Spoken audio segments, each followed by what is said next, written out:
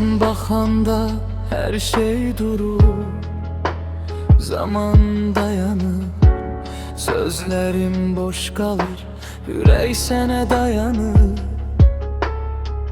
Geceler sensiz soyuk, ulduzlarda kederli.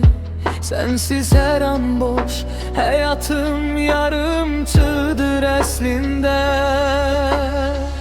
Gözlerindeki dünya benim kalbimde ışık. Seninle her anı yaşamak benim en büyük arzum. Gözlerindeki dünya sanki sonsuz bir sır. Seni tapmak için her yolu aşaram ben, inan mənə.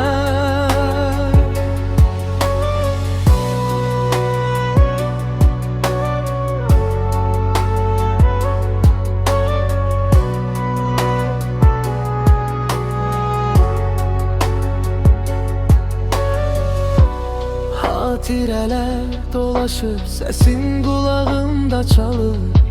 Seni düşündükçe yüreğimde bir alov kalır. Her adımda senin izlerin, her gülümseme demem. Seni sevmeye ebedi, bunu bilirim ben. Gözlerindeki dünya benim kalbimde ışık. Seninle her anı yaşamak benim en büyük arzum. Gözlerindeki dünya sanki sonsuz bir sır.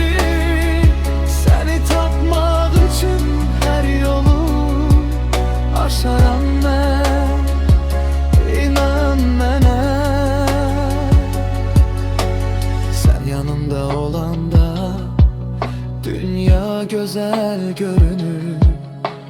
Her keder, her darıkma seninle yok olur. Ebedi olmasa da